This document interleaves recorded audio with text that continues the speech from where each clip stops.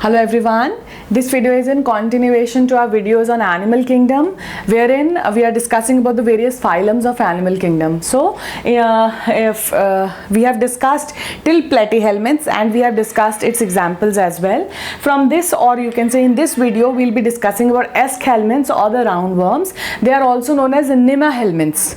Fine. So we'll be discussing the general characteristics, and then we will be discussing and then we will be discussing the examples as well. Fine. So we'll discuss the characters and the examples. Fine.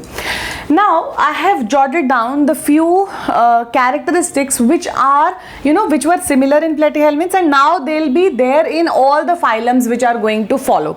So the characteristics are: they are triploblastic, they are bilaterally symmetrical, and they are pseudocoelomates. Triploblastic, that means they have all the three germ layers. I'll write it here. Have three germ layers. Fine. So they are known as ecto, endo and mesoderm. Then bilaterally symmetrical, matlab the body can be divided into two equal halves. Then they are pseudocoelomate. That means there is a coelom present but not lined with mesoderm. Coelom is there, but you can say, we'll not call it coelom, we'll write body cavity. Body cavity, but not lined with mesoderm.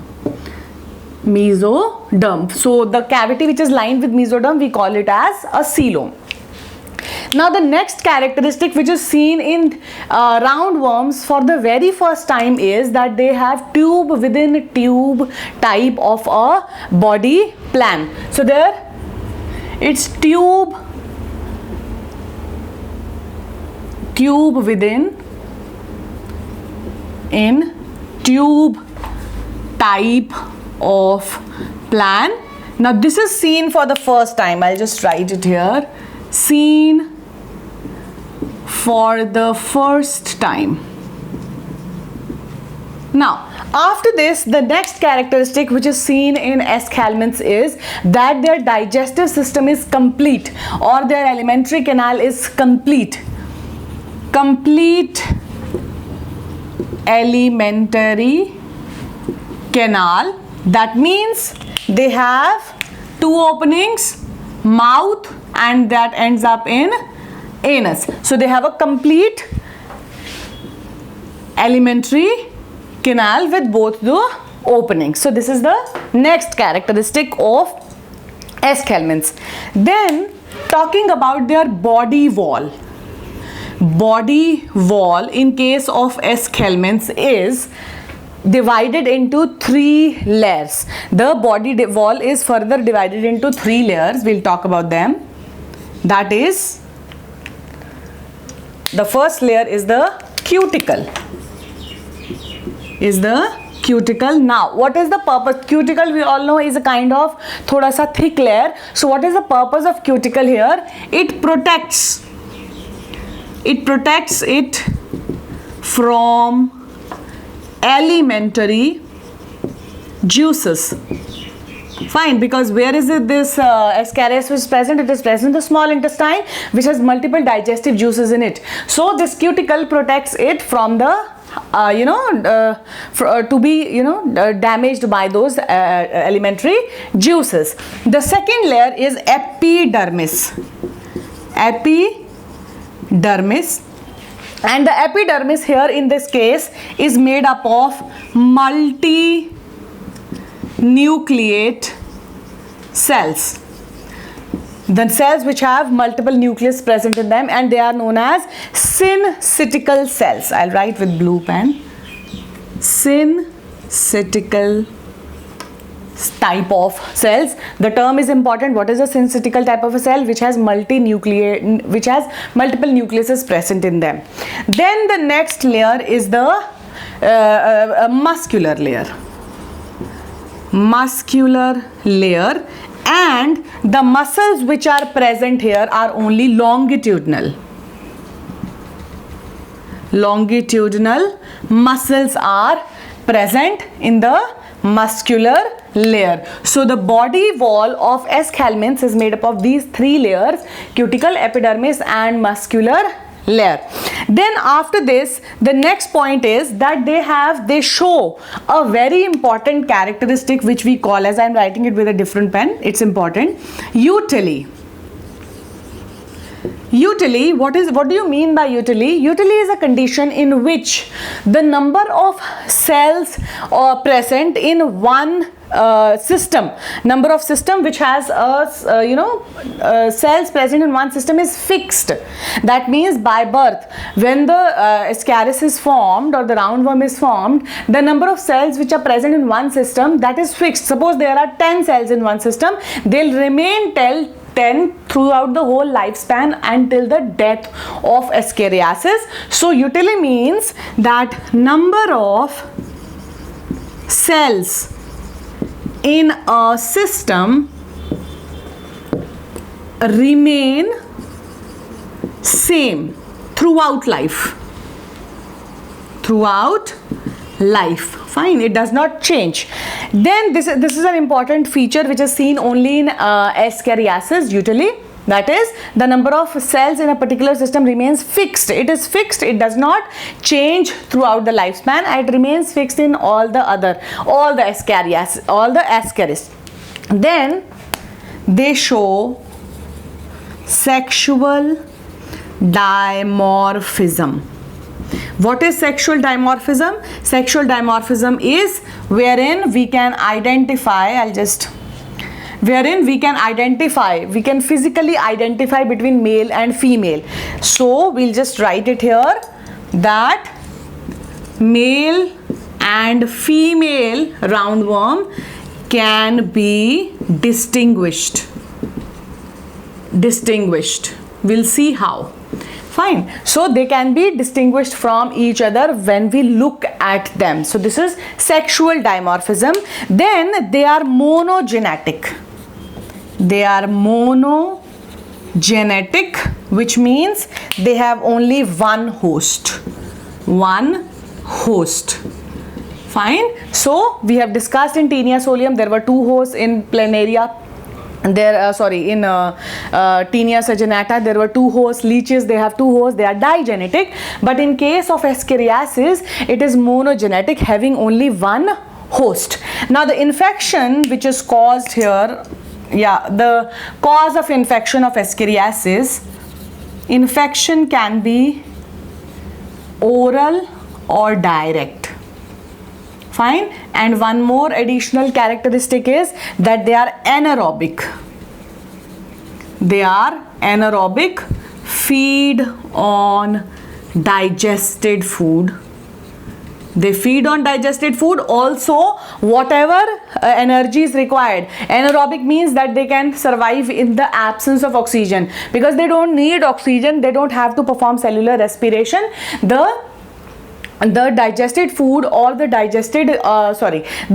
dissolved oxygen that is taken up by these parasites, that is roundworms, and hence they are anaerobic in nature. I'll just mark it. It is the heading, okay? Fine. So then now we are going to talk about the examples. We are going to talk about the male and female Escheriasis, or we are going to talk about the example here, example of roundworm. We call it Escherias lumbricoides.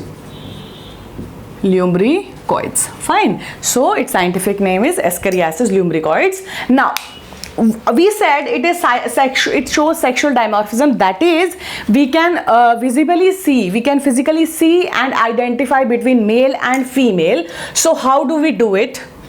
I'll just first of all make a line here to separate things out.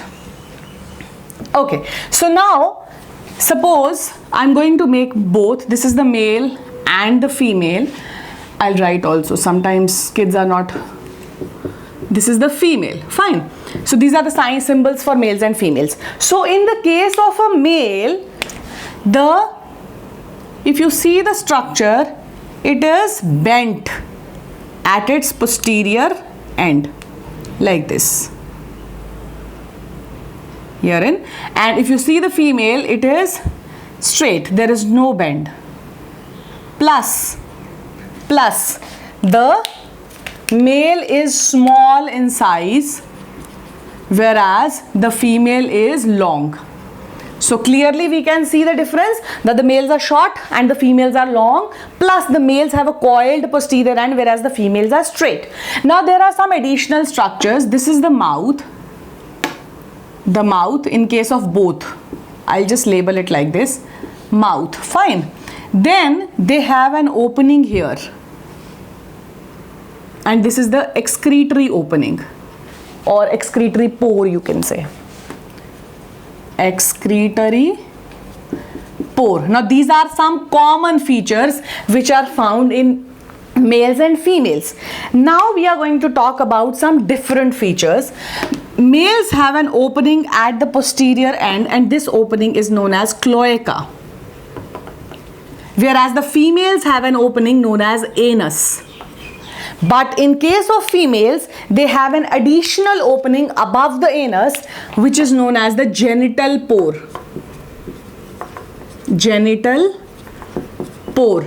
And in case of males, they have a hook-like structure here above the cloaca, known as copulatory structure, or hook, or whatever. Papillae, sorry, copulatory setae. Copulatory seta.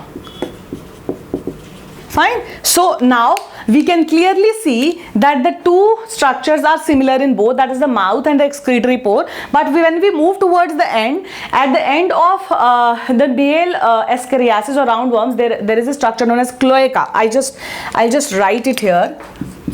Cloaca is a common structure for, or you can say is a common digestive and reproductive opening.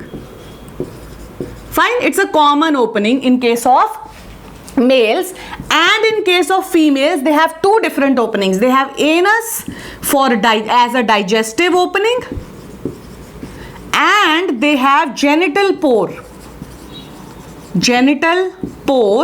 as a reproductive opening.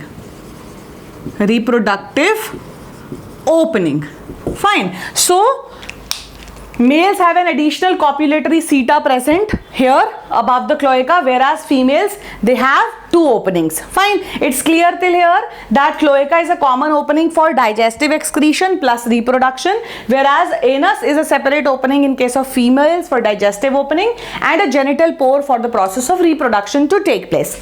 Now the males and females, when we talk about these are the externally, I'll just write it here, external visible difference, external visible differences between male and female roundworm. Now we are going to talk about the internal visible difference, internal which are not visible. That is the most very important feature in case of males. First of all, males, they are monarchic. That means have only one testis, or you can say have only one reproductive structure, whereas females are didelphic. Have two ovaries. Fine, or you can say they have two reproductive structures. So herein we can see that Escherichiasis can be externally visible. They have external visible differences which we have discussed. Internally also, males are very important terms, monarchic and didelphic. Males have only one testis, and females, they have two ovaries in them. Now the disease which is caused due to infection of roundworm is known as Escherichiasis. Escherichiasis is the disease, and it shows the same symptoms of abdominal cramps and blood and all. So they are the common symptoms of infection from Escherichia or the roundworms, that is Escherichiasis. Fine. So in this video we have discussed the general characteristics of roundworms, and we have discussed the example, that is roundworm. We have talked about the external visible differences and internal differences also. From in our next video we'll start with the next phylum, that is annelids, and we'll do its examples as well. So keep watching, liking, sharing, subscribing. Thank you.